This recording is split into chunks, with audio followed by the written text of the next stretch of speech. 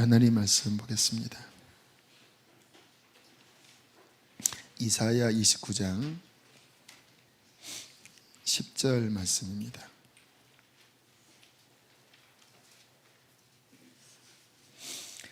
이사야 29장 10절 말씀입니다.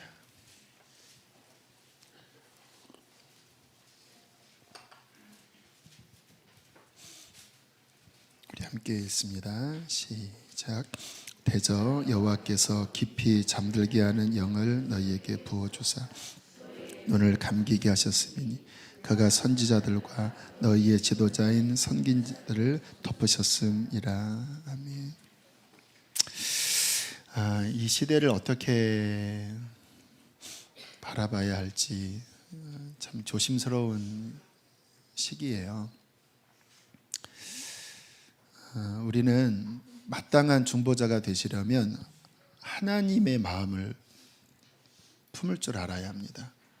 그렇지 않으면 우리의 기도가 하나님께 상달되질 않아요.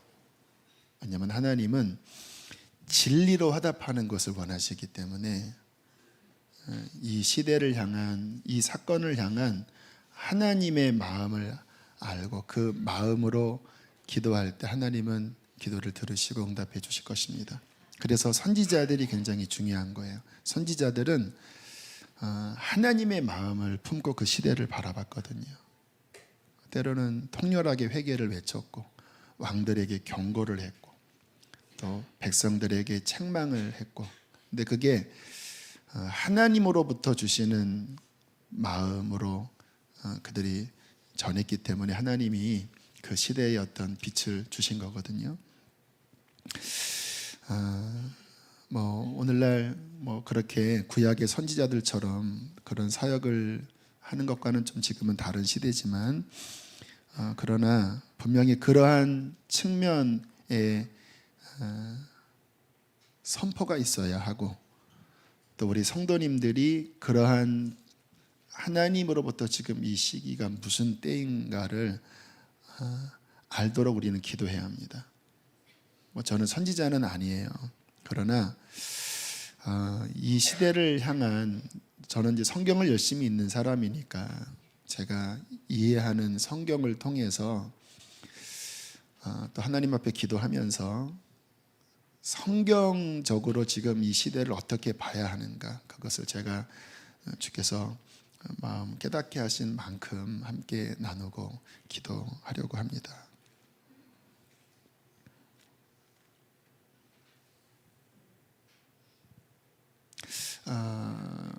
열흘 전에 교인 한 분으로부터 그런 질문을 받았어요. 하나님은 왜 지금 이러한 일이 벌어질 줄 알면서도 왜 이러한 대통령을 세웠습니까? 라는 질문이었어요. 참 애매한 질문이에요. 그러면 김일성도 하나님이 세운 건가? 이렇게 되니까. 근데 그때 제 안에 말씀이 떠올랐습니다. 제가 읽어드릴게요. 내가 분노함으로 내게 왕을 주고 진노함으로 패하였노라.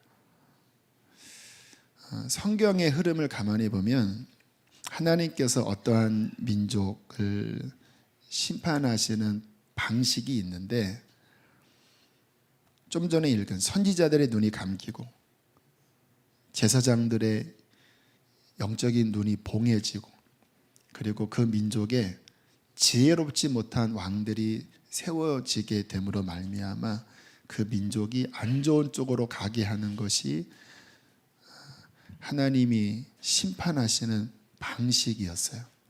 구약을 읽어보시면 여러분들이 알게 될 것입니다. 언제나 하나님이 그 시대를 축복하실 때는 하나님의 사람들을 세우십니다. 리더가 굉장히 중요하잖아요.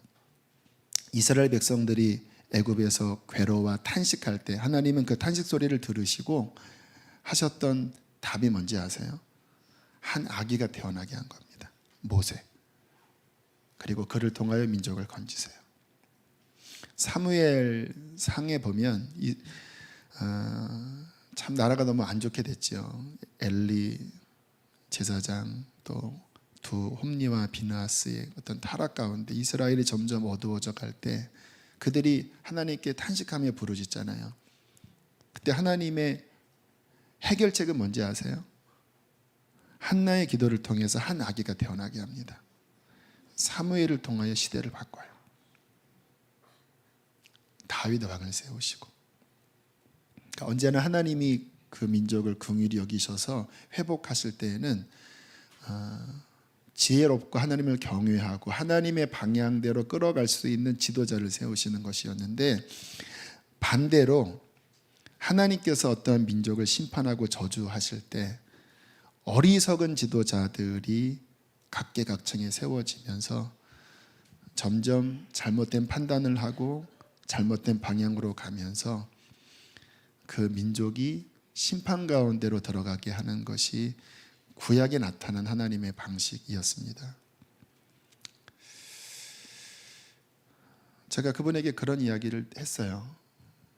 어쩌면 이 일련의 과정이 하나님이 그동안 얼마나 경고하셨습니까? 여러분, 이 땅을 향한 하나님의 경고는 오래전부터 있었어요. 교회들에게 깨어 있어라. 이 나라가 음란하다.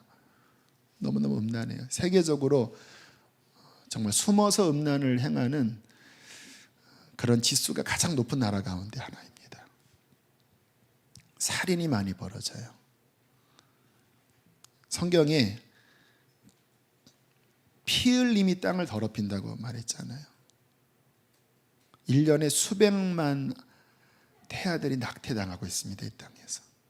주께서 그 살인 행위를 보고 계십니다. 그것도 엄마의 손에 의해서. 그렇지 않은 가운데서도 많은 피 흘림이 일어나는데, 주님께서 나라를 세우실 때 그 나라가 물론 하나님을 믿지 않아도 하나님은 그 권위 안에 정의라는 것을 세우셔서 믿지 않지만 그 재판하는 사람들이 하나님의 통치를 대리하여 정의를 행하도록 그렇게 구조를 잡으셨거든요. 믿지 않더라도. 그래서 사회 구조는 기본 바탕이 정의잖아요. 그런데 재판 안에도 그 정의가 무너지고 있는 거예요. 여기 그런 소송 해보시면서 도대체 이 나라의 정의가 어디 있나, 너무나 큰 어떤 권력 안에 있는 그러한 불의를 보고 낙심한 사람들이 많이 있죠. 주께서 이 나라를 향하여 오래전부터 경고하셨습니다. 가장 큰 경고는 하나님 측면에 봤을 때 그러한 부분보다 더 큰 문제는 영적 지도자들의 타락이에요. 그래서 이 성경 안에 하나님께서 죄악들을 책망하실 때 어떤 왕에 대한 책망보다는 제사장, 선지자, 하나님의 말씀을 맡은 자들의 타락에 대한 경고가 굉장히 많이 나와요. 왜요? 하나님 측면에서는 그들이 깨어서 바른 말씀을 선포하고 그들이 하나님 앞에 바로 서서 하나님의 사람들이 먼저 서서 그 기능을 제대로 발휘하면 백성들은 깨어나고 서게 돼 있어요.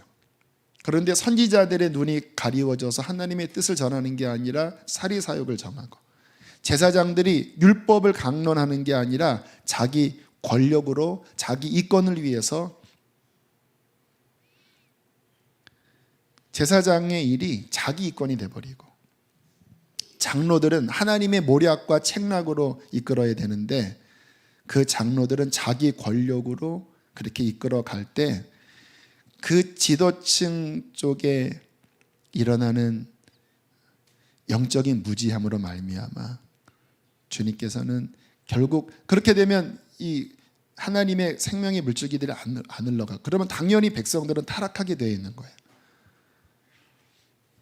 이 나라를 향한 하나님의 그런 경고들이 오래전부터 있어 왔어요. 회개를 외쳤던 목사님들이 그러시더라고요. 회개를 안 한대요. 너무 놀란 게 진짜 지금 하나님이 우리나라 회개하라고, 안 그러면 심판하신다고. 근데 꿈쩍을 안 한다라는 거예요. 결국 그렇게 해서 2016년 이 시점까지 왔어요. 그리고 여러 지표들은 정말 이렇게 하얀 곡선을 그리고 경제 지표 굉장히 안 좋아요. 어쩌면 그런 상황 보면 건축하면 안 될 상황이에요. 아주 안 좋게 지금 감히 드러내기가 두려울 만큼의 상황입니다.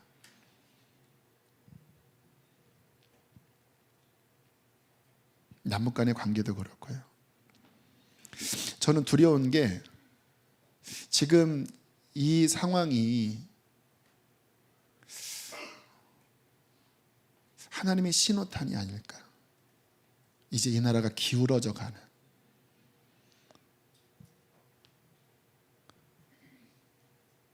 성경에 나타난 하나님께서 그 땅을 이제 하얀 곡선으로 가게 해서, 여러분 우리가 이런 말씀 들으면 어떤 분들은 뭐 하나님은 그런 분이 아닙니다 라고 하지만, 하나님이 택함 받은 선민 이스라엘이 결국은 무너졌습니다. 성전이 회파돼 버렸어요. 수천 년간 온 땅을 헤매면서 가장 저주받고 조롱받는 민족이 되었어요. 하나님은 거룩하신 분이십니다. 그의 백성이 회개치 않으면 하나님은 택한 자라도 깨트리시는 분임을 성경은 말씀하고 계시잖아요. 그러니까 이 상황이, 저는 그냥 대통령이 어떤 비리가 드러났다, 박근혜 게이트, 최순실 게이트, 그러니까 이런 측면으로 보이기보다는 더 큰 이 나라에 깊이 뿌리 내리고 특별히 깨어서 외쳐야 되는 하나님의 말씀을 맡은 우리들, 교인들이 더 이상 회개치 않고 영적으로 점점 잠들어가는 이 상황에 주님이 돌아와라, 첫사랑을 회복해라, 거룩하라 라고 그렇게 외치셨건만, 이제는 더 이상 그렇게 외침으로 되지 않기 때문에 하나님이 이 수순으로 가는 것이 아닌가. 그렇게 되면 어떤 일이 벌어지는지 아세요? 여러분, 지도자를 세우는 최종 주권은 하나님께 달려 있습니다. 하나님이 지혜로운 지도자를 세워야 세워지는 거예요. 예를 들어서 지금 대통령이 내려왔어요. 어떻게 될지는 모르겠어요. 내려왔어요. 그런데 하나님이 이 민족을 향하여 복을 주셔야 그 다음에 다윗과 같은 이 나라를 바르게 이끌 지도자가 세워지는 거지, 우리 안에 지금 문제의 근원이 우리 안에 하나님이 경고의 사인으로 이런 상황을 주시는 건데, 그 부분이 해결되지 않으면 어떻게 되는지 아세요? 곰을 피하여 도망가다가 벽을 집었는데 독사한테 물린 상황이 돼요. 주권은 하나님께 달려 있습니다. 하나님 앞에 너희들 이 상황 속에서 뭔가 이렇게 움직이는구나. 주님은 진짜 자비하심이 많으시거든요. 그래서 우리가 이 상황에 애통하고 울고 회개하면 주님은 그 모습을 보고서더라도 이거를 이렇게 뒤로 미루시던지, 그래 내가 다시 한번 해볼게 하시는 분이세요. 니느웨의 성이 그랬잖아요. 심지어는 그 악한 아하방이 엘리야 선지자의 당신이 선한 자를 죽였어, 당신 망할 거야, 그 말 듣자마자 고개 푹 숙이고 겸손하게 베옷 입고 좀 회개하는 것 같으니까 하나님이 그러면 다음 세대에 그것을 내가 부을, 이렇게 저는 그게 솔직히 너무 이해가 안 돼요. 그래도 저는 부을 텐데 하나님은 그런 분이세요. 그런데 그게 일어나지, 근본은 거기에 있는데, 여러분 하나님이 주권자라고 믿으십니까? 그 근본이 해결되지 않으면요, 점점 더 눈을 감고 우리가 지혜롭게 택한 것 같지만 근본이 해결되지 않으면 이 나라는 더 악한 쪽으로 갈 수밖에 없는 거예요.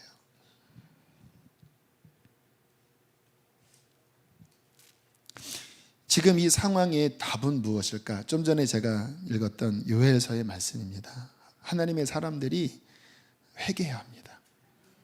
우리 유 목사님 영상력에 보니까 어떤 교인이 금식해야 되지 않을까요? 그래서 하나님의 음성이라고 듣고 금식을 했다고 하는데, 그래서 전 교인 일례의 금식표를 했다고 하는데, 저희 교회도 그렇게 해야 될 것 같아요.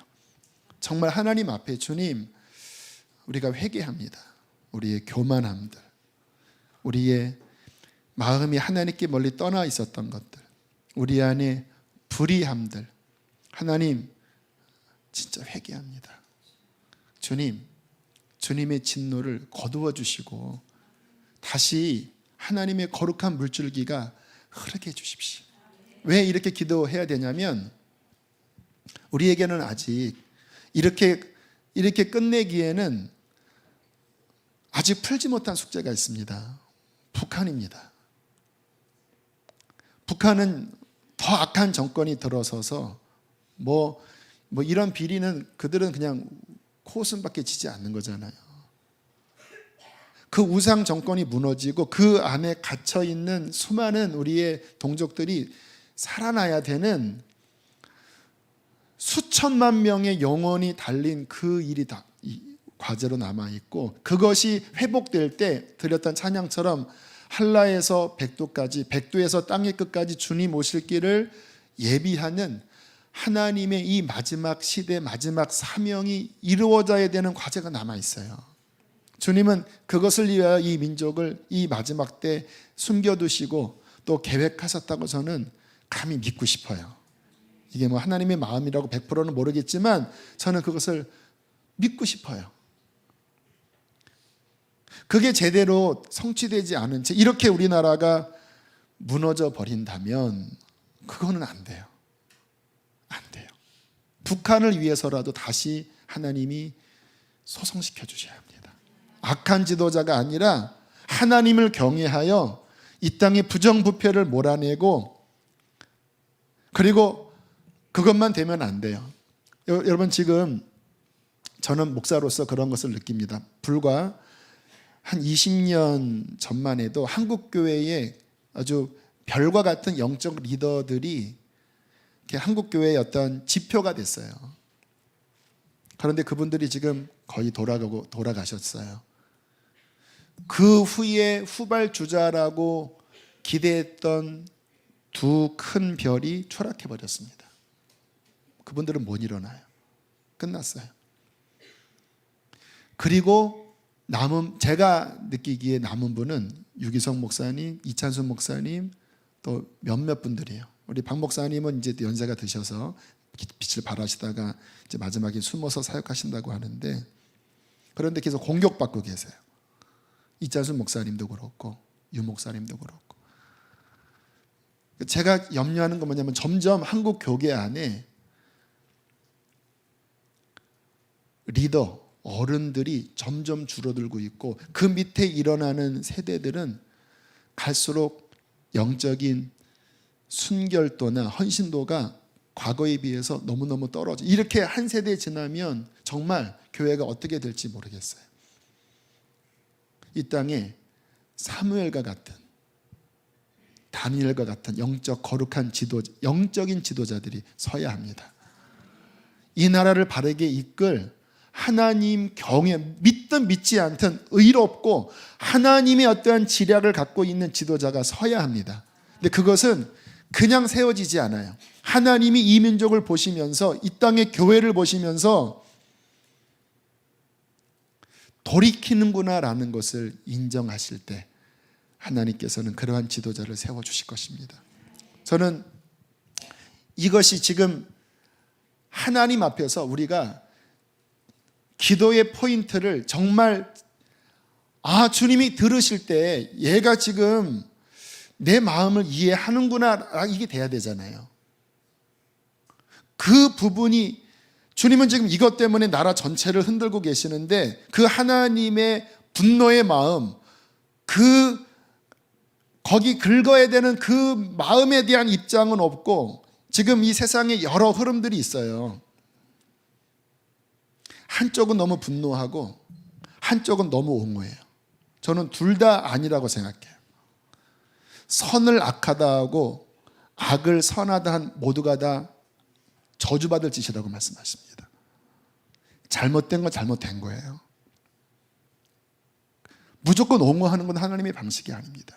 그러나 동시에 인간적인 분노도 악으로 치우칠 수 있는 길이에요. 하나님의 마음이 무엇인지를 알아야 합니다. 요엘서에 이렇게 말씀하고 있습니다. 아까 읽어드렸죠.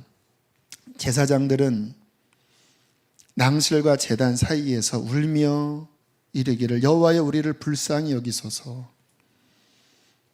젖먹이와 어린이들과 장로들 신랑과 신부도 그곳에서 나와 금식하며 주여 우리를 불쌍히 여기소서라고 회개할 때 성경이 뭐라고 이야기하냐면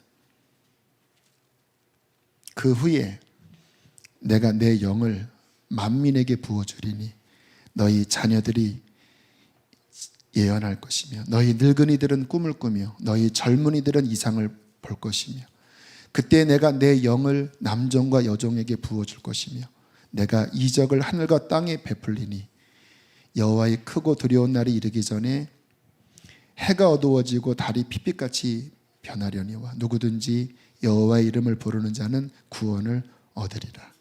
하나님이 주님의 영을 부어주시는 게 가장 큰 축복이거든요. 그래야 살아납니다. 북한 안에 메마른 뼈처럼 말라 비틀어져 있는, 물론 지하교회가 있어요. 그러나 메말라 비틀어져 있는 그곳에 주의 영을 부으셔서 그들이 살아나야 합니다.